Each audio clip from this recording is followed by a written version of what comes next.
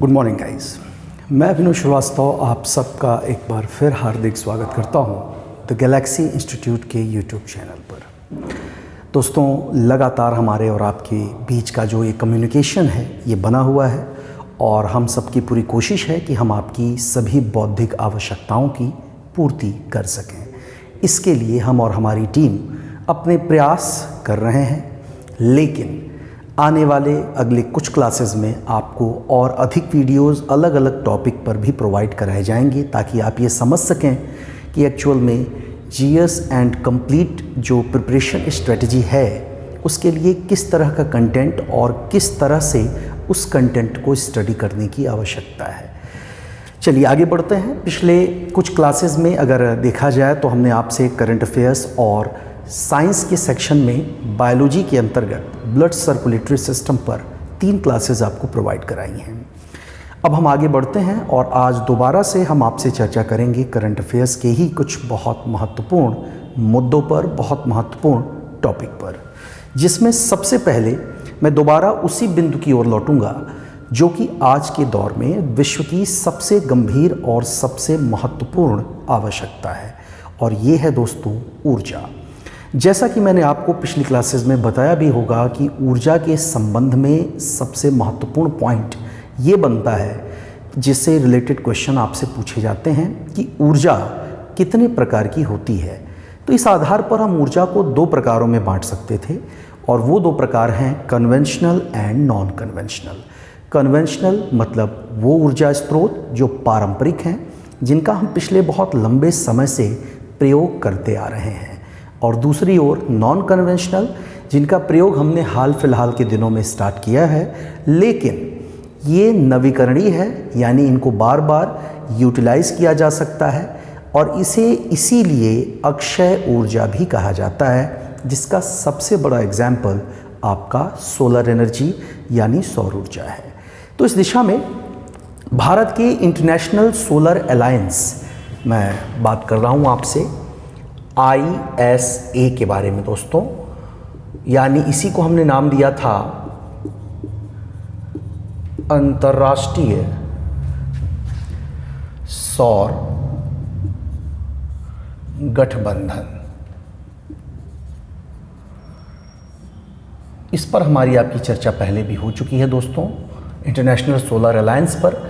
और अभी अगर क्वेश्चन पूछा जाता है कि मई 2021 में कौन सा देश इंटरनेशनल सोलर अलायंस में शामिल हुआ है, या इस समझौते पर किस देश ने हाल के दिनों में हस्ताक्षर किए हैं, तो ये एक संक्षिप्त सवाल है, और यहाँ पर आपके सामने जो आंसर है दोस्तों वो है आपका इटली का। तो इटली वो देश है जिसने हाल ही में इंटरनेशनल सोलर अलायंस में अपने आप को शुमार कर दिया, अपने आप को शामिल कर दिया।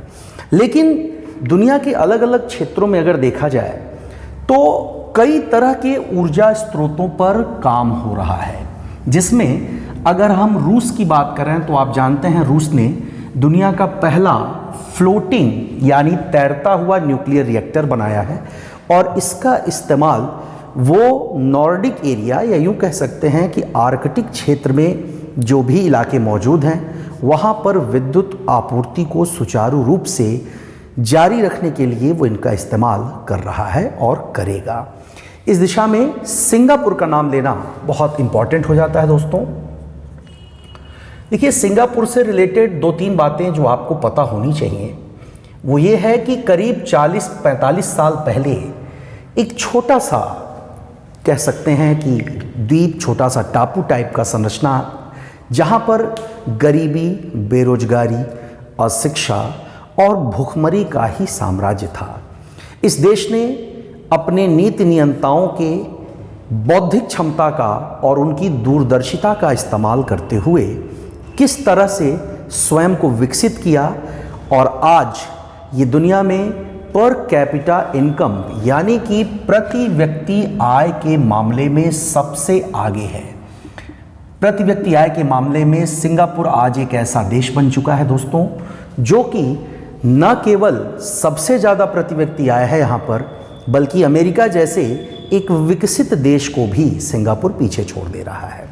उसके अलावा जिस तरह से अपने जो वेस्टेज हैं, डेली वेस्टेज या यूँ कहिए कि जो प्रतिदिन का अपशिष्ट पदार्थ यहाँ से निकलता है घरों से या अन्य फैक्ट्रियों से, उसका भी प्रबंधन वो किस तरह करते हैं, इसका सबसे अच्छा उदाहरण है कि ये उस वेस्ट को जलाकर उससे पैदा होने वाली गर्मी का इस्तेमाल बिजली बनाने में करते हैं।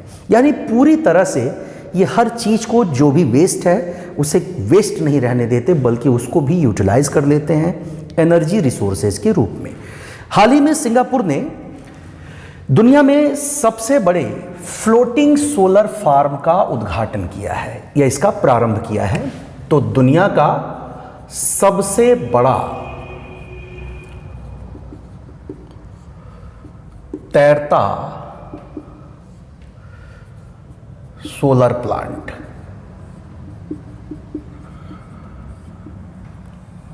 ठीक है दोस्तों। तो सबसे बड़ा दुनिया का तैरता हुआ सोलर प्लांट किस देश ने विकसित किया हाल ही में, तो आपके सामने इसका सबसे इंपॉर्टेंट जवाब हो जाएगा और वो जवाब है सिंगापुर का। ये आपका पहला सवाल बन जाता है। लेकिन दूसरा सवाल इसमें ये निकलता है, जो पूछा भी जाएगा कि इसकी क्षमता कितनी है।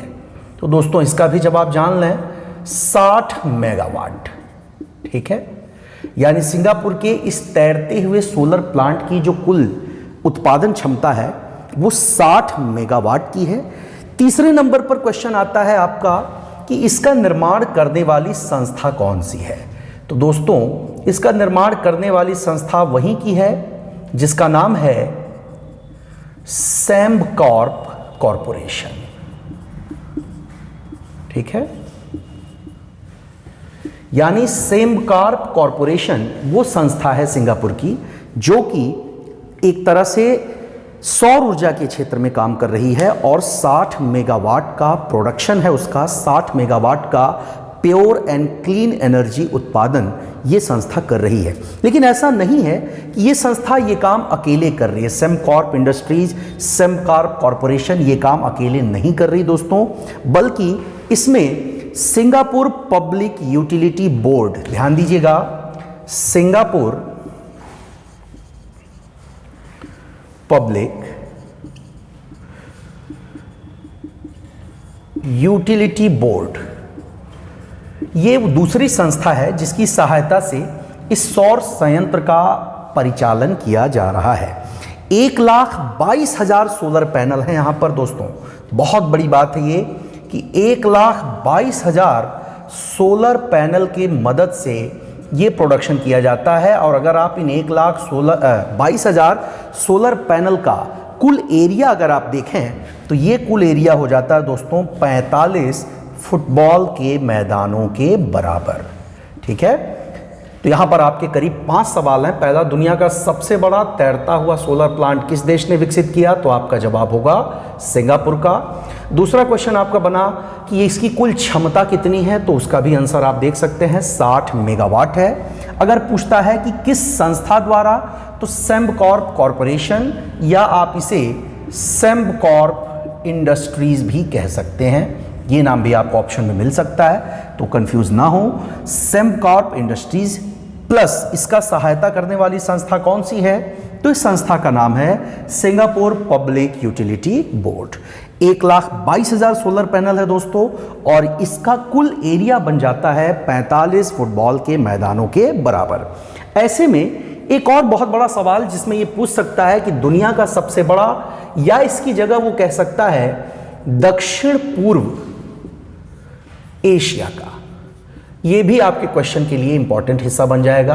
देखिए दोस्तों, इस समय दक्षिण पूर्व एशिया यानी साउथ ईस्ट एशिया की अगर बात की जाए तो दुनिया भर के अलग अलग देशों का एक तरह से रुझान बना हुआ है इस क्षेत्र में। और इसका एक बहुत बड़ा रीज़न, बहुत बड़ा कारण क्या है, वो है आपका बहुत बड़ा रीज़न दोस्तों, जिसे आप कहते हैं दक्षिणी चीन सागर, ठीक है, साउथ चाइना सी। आप जानते हैं कि चीन की विस्तारवादी नीति का शिकार है ये इलाका, जिसके विरुद्ध दक्षिणी चीन सागर के आसपास मौजूद देश जिनमें थाईलैंड, वियतनाम, कंबोडिया, इंडोनेशिया, इन सब देशों को गहरी आपत्ति है और वो लगातार इसका विरोध कर रहे हैं। और ऐसे में दुनिया के दक्षिण पूर्वी एशियाई भाग में मौजूद इन देशों का सारा जो ध्यान है, वो सारा का सारा जो कंसंट्रेशन है वो भारत की ओर है, क्योंकि वो भारत को एक ऐसी शक्ति के रूप में देखते हैं जिसके अंदर ये क्षमता है कि वो चीन को चुनौती दे सकता है। वो अलग बात है कि इस समय कोविड-19 के कारण हमारे देश की जो अर्थव्यवस्था है, हमारे देश का जो हेल्थ सिस्टम है, हेल्थ हॉस्पिटलिटी है, ये बहुत ही कह सकते हैं कि चिंताजनक स्थिति में है। लेकिन इस चिंताजनक स्थिति से भी हम जल्दी ही उबर जाएंगे, जैसा कि हमेशा से भारत ने अपनी क्षमताओं और अपने समर्पण और अपने कर्तव्य के प्रति निष्ठा पर आधारित एक ऐसी व्यवस्था कायम करने में सफलता पाई है जिसे पूरी दुनिया बिना हिचक स्वीकार कर लेती है। तो चलिए दोस्तों आगे बढ़ते हैं, अगले सवाल की तरफ आते हैं। और हमारा अगला सवाल एक और दूसरे पॉइंट से है। दोस्तों, खुशी या खुशहाली आज के दौर में इस व्यस्त जीवन शैली में हर व्यक्ति का उद्देश्य है। ये अलग बात है कि वो व्यक्ति इस उद्देश्य को हासिल करने के लिए, उस उद्देश्य को प्राप्त करने के लिए अलग अलग तरीके अपनाते हैं। कोई धन के द्वारा, कोई योग के द्वारा, कोई आत्मविकास के माध्यम से, कोई शिक्षा के माध्यम से अपने आप को विकसित करता है और खुशी महसूस करता है। लेकिन खुशहाली के मानकों को अगर हम ध्यान से देखें तो पिछली बार एक दिवस था जिसे हम कहते हैं विश्व खुशहाली दिवस। हम लोग खुशी मनाने के लिए भी एक दिन अब निर्धारित कर चुके हैं और इसी दिन को हम नाम दे रहे हैं दोस्तों विश्व खुशहाली दिवस। तो प्रश्न ये उठता है कि विश्व खुशहाली दिवस कब मनाया जाता है या इसका आयोजन कब किया जाता है। तो दोस्तों ये दिन निर्धारित किया गया है मार्च में और तारीख है 20 मार्च की। ठीक है, 20 मार्च की तारीख जो है दोस्तों ये विश्व खुशहाली दिवस के रूप में मनाई जाती है। दूसरा सवाल यहां पर आता है आपका कि ये वैश्विक खुशहाली जो है इसके आधार पर ये सूचकांक देने वाला देश कौन है। तो दोस्तों ये सूचकांक देने वाला देश हमारा पड़ोसी है जिसका नाम है भूटान। भूटान के भूतपूर्व नरेश और वर्तमान राजा के पिता जिनका नाम था जिग्मे खेसर सिग्मे वांगचुक, ये नाम ध्यान रखिएगा दोस्तों, जिग्मे खेसर सिग्मे वांगचुक। ये वो व्यक्ति हैं, भूटान नरेश हैं भूतपूर्व। इन्हीं के द्वारा वर्ल्ड या ग्लोबल हैप्पीनेस इंडेक्स दिया गया, यानी GHI का मानक इसके द्वारा दिया गया। वर्तमान में जो भूटान के राजा हैं उनका नाम जिग्मे खेसर, सिर्फ आप सिग्मे की जगह नाम थोड़ा सा बदल दें, उनका नाम है जिग्मे खेसर नामग्याल वांगचुक। ये वर्तमान नरेश हैं। तो इनके द्वारा जो है भूटान ने ग्लोबल हैप्पीनेस इंडेक्स यानी ये सूचकांक सबसे पहले प्रतिपादित किया था, सबसे पहले इसने ही इसे स्टार्ट किया। यहाँ पर एक बात पर और ध्यान देना आवश्यक है कि भूटान ही वो देश है जिसने अपने संविधान में यह व्यवस्था बना रखी है कि किसी भी स्थिति में वहाँ पर कुल भौगोलिक क्षेत्रफल के 60% से कम पर वन नहीं होने चाहिए। और अगर 60% से कम पर वन है या किसी भी कारण से किसी संस्था या किसी व्यक्ति के द्वारा इन वनों को क्षति पहुंचाई जाती है तो वह वहां के कानूनों के आधार पर दंड का भागी होता है और उसे दंडित किया जा सकता है। तो दोस्तों इस बार आपका जो ग्लोबल हैप्पीनेस इंडेक्स है उससे रिलेटेड ये 3-4 सवाल आपके यहाँ हो गए। जैसे विश्व खुशहाली दिवस कब मनाया जाता है, तो पहला सवाल 20 मार्च को मनाया जाता है। ये सूचकांक किस देश ने दिया, तो दूसरा सवाल आपका भूटान ने दिया। किसने दिया, तो भूटान के भूतपूर्व नरेश ने दिया जिनका नाम था जिग्मे खेसर सिग्मे वांगचुक। चौथा सवाल कि जिग्मे खेसर सिग्मे वांगचुक वर्तमान नरेश के पिता हैं, तो वर्तमान भूटान नरेश का नाम क्या है, तो जिग्मे खेसर नामग्याल वांगचुक है दोस्तों। ठीक है, चलिए आगे बढ़ते हैं, अगले पॉइंट पर आ जाते हैं। इसी से रिलेटेड क्वेश्चन पर आ रहा हूं मैं और वो क्वेश्चन ध्यान दीजिएगा, इंपॉर्टेंट है। बात हो रही है ग्लोबल हैप्पीनेस इंडेक्स की, यानी वैश्विक खुशहाली सूचकांक की। देखिए दोस्तों, वैश्विक खुशहाली सूचकांक जो है ये वर्ष 2021 में जारी किया गया, और 2021 में जारी किया गया ये विश्व खुशहाली सूचकांक, सवाल पूछ सकता है आपसे 5वां की कौवां एडिशन है, तो ध्यान देखिए ये 9वां एडिशन है, यानी कि ये 9वीं बार प्रकाशित किया गया। तो दोस्तों ये 9वीं बार प्रकाशित किया गया है। इसके अलावा आपसे और भी सवाल पूछे जाएंगे कि किस संस्था द्वारा इसे पब्लिश किया गया, तो इस संस्था का नाम है UNSDSN।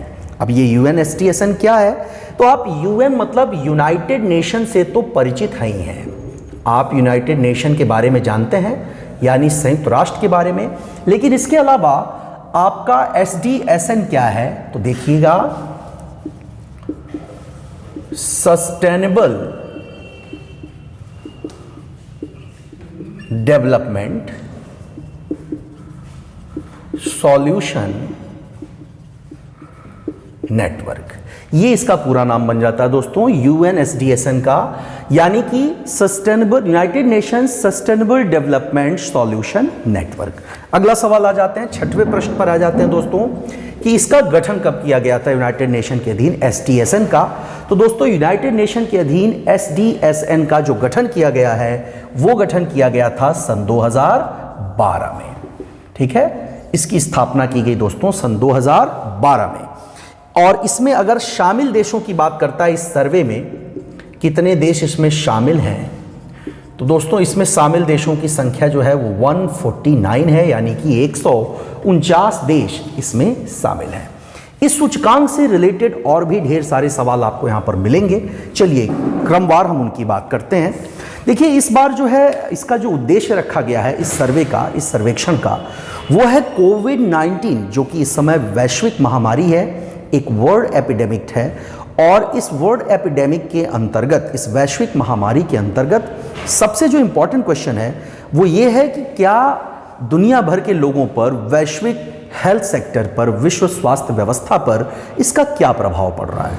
ये एक बहुत इंपॉर्टेंट क्वेश्चन बन जाता है, क्योंकि कहीं ना कहीं इस तरह की महामारी जहां हमारे स्वास्थ्य के लिए गंभीर खतरे उत्पन्न करती है, उसके अलावा न केवल स्वास्थ्य को बल्कि ये हमारी अर्थव्यवस्था को, हमारी जीवन शैली को और अनन्य क्षेत्रों को प्रभावित कर रही है। कई क्षेत्रों को ये गंभीर नुकसान पहुंचा रहा है।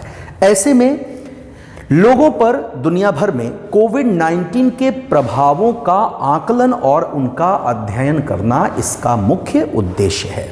दोस्तों इस बार लगातार चौथी बार, मैं कह रहा हूं 4th टाइम की मैं बात कर रहा हूं, लगातार चौथी बार इस सूचकांक में एक देश शीर्ष पर है और वो देश है दोस्तों फिनलैंड। लेकिन ध्यान दें, फिनलैंड के साथ जो टॉप 5 कंट्रीज हैं इन्हें हम कह सकते हैं नॉर्डिक देश, जिनमें नॉर्वे, स्वीडन, आइसलैंड जैसे देशों का नाम इसमें शामिल है। नॉर्डिक देश इसलिए कहते हैं दोस्तों क्योंकि ये सभी देश, अगर हम पृथ्वी की बात करें, ये भूमध्य रेखा और ये उत्तरी गोलार्ध है, तो उत्तरी गोलार्ध में इस कर्क रेखा के ऊपर आर्कटिक वृत्त और आर्कटिक वृत्त के आसपास मौजूद देश जो काफ़ी ठंडे हैं, ध्रुवीय प्रदेशों के निकट मौजूद होते हैं, उन देशों के लिए ये शब्द प्रयोग किया जाता है और यही शब्द है नॉर्डिक देश। अगर हम इसमें 149वें स्थान की बात करें कि सबसे आखिरी पायदान पर कौन है दोस्तों, तो सबसे आखिरी पायदान पर यहाँ पर है तालिबानी आतंकियों से प्रभावित और पीड़ित अफगानिस्तान। इस बार अफगानिस्तान इस सूचकांक में सबसे आखिरी पायदान यानी कि 149वें पायदान पर है, पर लोगों की नज़र अपने देश यानी भारत पर भी है। तो देखिए दोस्तों, भारत की स्थिति अगर हम पिछले वर्ष की तुलना में देखते हैं तो पिछले वर्ष की तुलना में भारत की स्थिति में सुधार आया तो है, लेकिन ये सुधार ऐसा नहीं है कि इससे हम बहुत प्रोत्साहित हों, बहुत ज़्यादा हम आशावादी हो जाएं, क्योंकि ये सिर्फ 1 अंकों का सुधार है, सिर्फ और सिर्फ 1 अंकों का सुधार है दोस्तों। यानी इस सूचकांक में भारत 139वें स्थान पर है, जो कि अगर आप पिछले वर्ष देखेंगे तो पिछले वर्ष भारत इसमें 140वें स्थान पर था। तो 140वें स्थान पर हम अगर 139वें पर आ गए वहाँ से, तो 1 अंकों का सुधार हुआ, लेकिन कोई बात नहीं, कम ही सही लेकिन प्रगति तो हुई है। उसके अलावा यहाँ पर एक चीज़ और देखें, एक देश है यूनाइटेड स्टेट्स ऑफ अमेरिका, जिसे आप दुनिया की महाशक्ति के रूप में देखते हैं, दुनिया का सबसे अमीर देश है, पूंजीवादी देश है। अपेक्षा तो ये होती है कि अमीर है तो रुपया पैसा लोगों की आवश्यकताएं पूरा करता है, और जब रुपया पैसा होता है तो उनकी आवश्यकताएं पूरी होती हैं, और आवश्यकताएं जब पूरी होती हैं तो लोग खुश रहते हैं। लेकिन ऐसा यहाँ पर दिखाई नहीं देता। इस बार इस सूचकांक में अमेरिका जैसे देश को 19वां स्थान मिला है दोस्तों, यानी 19वें स्थान पर यूनाइटेड स्टेट्स ऑफ अमेरिका है। यहाँ पर यह भी देखने लायक बात होगी कि लोगों की जीवन संतुष्टि का जो स्तर है इस सूचकांक में, उसका भी आकलन किया गया, और लोगों की जीवन संतुष्टि के स्तर में दोस्तों 12% की गिरावट आई है। पूछेगा अगर कि जीवन संतुष्टि स्तर में वैश्विक खुशहाली सूचकांक 2021 के अनुसार कितने प्रतिशत की वृद्धि या कमी दर्ज की गई, तो दोस्तों ये 12% की कमी दर्ज की गई, इसमें 12% की गिरावट आई है। और इसके अलावा अगर आप नकारात्मकता देखिए, लोगों में जो नेगेटिविटी है, क्योंकि जैसे कि कोविड-19 की समस्या या कोई भी इस तरह की महामारी जब फैलती है तो लोग अपने भविष्य को लेकर के आशंकित होते हैं, उनमें निराशा का भाव संचारित होता है, और इसमें वृद्धि की बात अगर की गई तो नकारात्मकता 9% बढ़ गई है दोस्तों। तो 9% नकारात्मकता में वृद्धि, जबकि जीवन संतुष्टि के स्तर में 12% की गिरावट इसमें दर्ज की गई है। यहाँ पर एक पॉइंट और देख लेते हैं, वो भी इंपॉर्टेंट पॉइंट है। अगर कहता है कि ये किस सर्वे पर आधारित है, तो ध्यान दीजिएगा, इस सर्वे का नाम अगर आपसे पूछा जाता है तो इसे कहते हैं कैंट्रिल सर्वे, या कैंट्रिल सर्वेक्षण पर आधारित है। और इसके लिए जो प्रश्नावली तैयार की गई है, इस जिन प्रश्नों का उत्तर देखकर, जिन प्रश्नों के आधार पर इस सूचकांक को तैयार किया गया है, उन प्रश्नों को तैयार करने का काम गैलप सर्वे द्वारा किया गया है। गैलप सर्वे ने वो प्रश्नावली तैयार की जिसके आधार पर हम ये तय कर पाए कि लोग कितने खुश हैं या कितने दुखी हैं। अब यहाँ पर एक पॉइंट और जान लें, सबसे इंपॉर्टेंट चीज होता है जीवन प्रत्याशा। कुछ मानक हैं यहाँ पर, यानी लोग कितना जी पाते हैं। उसके अलावा परचेजिंग पावर पैरिटी, जिसे आप कह सकते हैं क्रय शक्ति समता, ये बातें हम कभी इकोनॉमी में आपसे डिस्कस करेंगे कि क्या है। और जीडीपी, इन सब के आधार पर इस सूचकांक को तैयार किया गया है। यानी इसे तैयार करने में जीवन प्रत्याशा, क्रय शक्ति समता यानी परचेजिंग पावर पैरिटी, और जीडीपी यानी सकल घरेलू उत्पाद जैसे मानकों का भी इस्तेमाल किया गया है।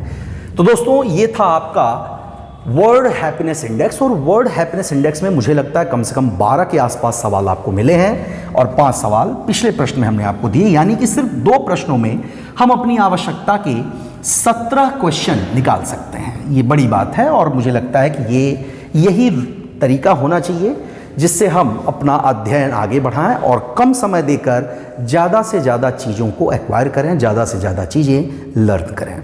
चलिए आगे बढ़ते हैं, बात करते हैं NBFID के बारे में। NBFID क्या है दोस्तों? बहुत इंपॉर्टेंट है, बहुत इंपॉर्टेंट क्वेश्चन बन जाता है, और इसलिए बन जाता है कि किसी भी देश का विकास निर्भर करता है उस देश की अवसंरचना पर।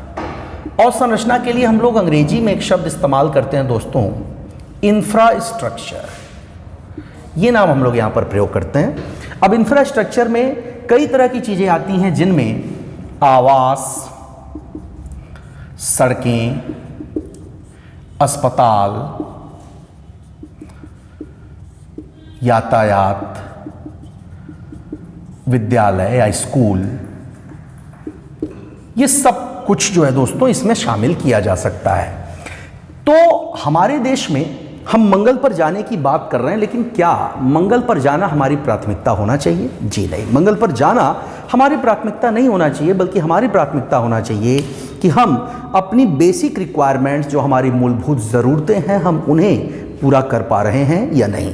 अगर हमारी मूलभूत आवश्यकताएं पूरी होती हैं तो उसके बाद हम मंगल के बारे में सोचें, उसके बाद हम चंद्रमा के बारे में सोचें, तो ये अधिक व्यवहारिक लगता है। लेकिन फिर भी नीति बनाने वाले नीति नियंता अपने अपने हिसाब से नीतियाँ बनाते हैं। ये जो मैंने बात कही ये मेरे अपने व्यक्तिगत विचार हैं, लेकिन मुझे लगता है कि हर वो राष्ट्रवादी जिसके लिए उसका देश महत्व रखता होगा वो कहीं ना कहीं मेरे इस विचार से सहमत ज़रूर होगा। तो दोस्तों NBFID की मैं बात कर रहा हूँ। NBFID दोस्तों एक बिल है, एक विधेयक है जिसे 25 मार्च सन 2021 को राज्यसभा से पारित कर दिया गया।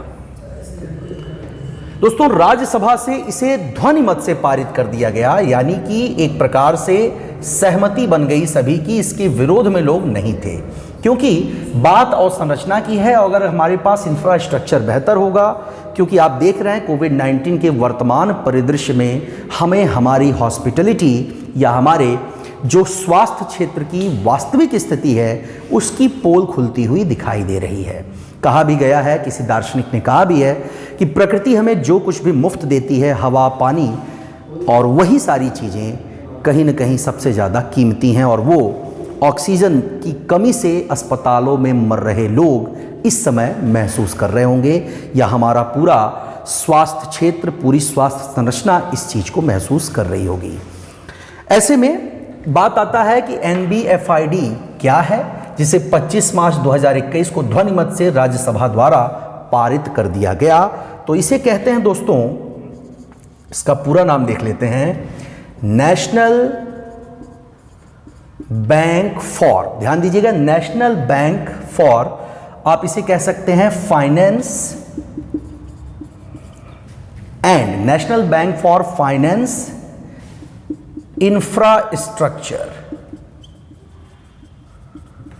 फिर से देखें, national bank for finance infrastructure and D for क्या होगा, तो दोस्तों डेवलपमेंट, यानी कि इंफ्रास्ट्रक्चर और विकास को वित्तीय सहायता प्रदान करने के लिए बनाया गया एक राष्ट्रीय बैंक या एक राष्ट्रीय कोष। आप ये भी कह सकते हैं कि हमारी बुनियादी ढांचे को वित्तीय सहायता प्रदान करने के लिए ये बिल बनाया गया है, जिसके अंतर्गत 1 लाख करोड़ रुपए की बात हो रही है। दोस्तों 1 लाख करोड़ रुपए की जो पूंजी है वो जो है इसके अंतर्गत अधिकृत की गई है, और इसके माध्यम से हम अपने देश के इंफ्रास्ट्रक्चर यानी अवसंरचना को विकसित करने की कोशिश करेंगे, विकसित करने का प्रयास करेंगे। तो यहां पर भी आपको करीब 5 सवाल मिल रहे हैं। पहला, NBFID क्या है, तो दोस्तों national bank for finance infrastructure and development, ये आपका पहला क्वेश्चन हो जाता है। इसे कब पारित कर दिया गया, तो 25 मार्च 2021 को। कहां से पारित किया गया, किस सदन से, तो राज्यसभा यानी उच्च सदन से ध्वनिमत से पारित किया गया। और ये किसको विकसित बनाने के लिए या किसको कार्य करने, किसको बेहतर बनाने के लिए किया गया है, तो अवसंरचना को बनाने के लिए। और कितने रुपए का पूंजी इसके में अंतर्गत अधिकृत की गई है, तो यहाँ पर आप कह सकते हैं दोस्तों 1 लाख करोड़ रुपए की पूंजी आपके लिए अधिकृत की गई है। तो यहाँ पर आपके करीब 5 से 6 सवाल हो गए, यानी आपके मोटे तौर पर 27 के करीब आप कह सकते हैं 22-23 सवाल हम लोगों ने अब तक देखे हैं। चलिए आगे बढ़ते हैं, एक और सवाल पर मैं चर्चा कर लूँ आपसे, तब हमारा आज का जो करंट अफेयर्स का सेक्शन होगा वो आपका समाप्त हो जाएगा।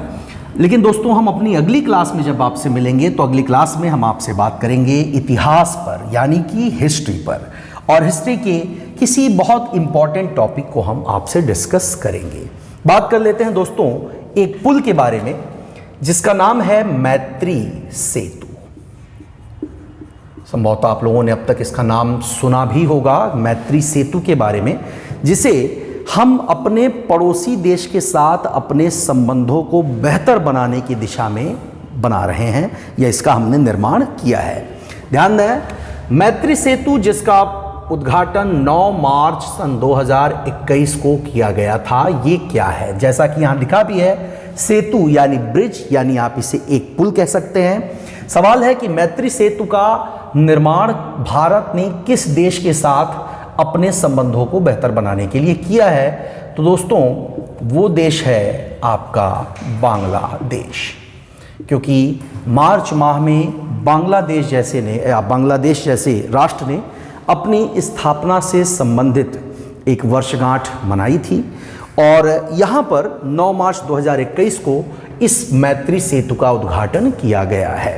देखिए दोस्तों, इस पुल की जो लंबाई है वो 1.9 किलोमीटर या आप इसे 1900 मीटर कह सकते हैं। तो 1.9 किलोमीटर की लंबाई है इसकी। पूछता है कि इसे किस नदी पर निर्मित किया गया, तो दोस्तों इसका जवाब भी आपके पास है, फेनी नदी पर निर्मित किया गया है इसे। और अगर कहता है कि इसकी लागत क्या आई है, कितना इसमें निर्माण करने में कितना पैसा खर्च हुआ है दोस्तों, तो 133 करोड़ रुपए की जो राशि है वो इसके लिए व्यय की गई है, वो राशि जो है इसके लिए खर्च की गई है। और इसे बनाने का काम जिस संस्था ने किया है वो है आपका राष्ट्रीय राजमार्ग प्राधिकरण। ये दोस्तों वही संस्था है जिसे आप शॉर्ट में NHAI यानी national highway authority of India कहते हैं। इस संस्था के द्वारा जो है इसे 133 करोड़ रुपए की लागत से फेनी नदी पर बनाया गया, जो बांग्लादेश को जोड़ता है भारत से। लंबाई 1.9 किलोमीटर। एक लास्ट सवाल हम यहाँ पर देख लेते हैं, ये किसको किससे जोड़ता है या बांग्लादेश के किस स्थान को जोड़ता है भारत से, तो दोस्तों ये बांग्लादेश के रामगढ़ को जोड़ता है। किसके साथ? भारत के सबरूम के साथ। ठीक है, तो यहां पर भी आपके करीब पहला सवाल कौन सा पुल, तो मैत्री सेतु कब उद्घाटन किया गया, 9 मार्च 2021 को। तीसरा सवाल पूछ सकता है किसके द्वारा किया गया, तो प्रधानमंत्री नरेंद्र मोदी के द्वारा इसका जो है उद्घाटन किया गया। कि लंबाई कितनी है, चौथा सवाल 1900 मीटर या 1.9 किलोमीटर। किस नदी पर इसे बनाया गया है, तो फेनी नदी पर। और लागत क्या आई है दोस्तों, तो 133 करोड़ रुपए। किस संस्था द्वारा इसे निर्मित किया गया, यह आपका 7वां सवाल, तो NHAI यानी राष्ट्रीय राजमार्ग प्राधिकरण द्वारा। और किसे किससे जोड़ता है, तो बांग्लादेश के रामगढ़ को जोड़ता है भारत के सबरूम से। तो इसी के साथ हमारी आज की करंट अफेयर्स की चर्चा समाप्त होती है। अगली क्लास में इसी तरह के एजुकेशनल कंटेंट के साथ हमारी आपकी मुलाकात दोबारा होगी। तब तक के लिए धन्यवाद।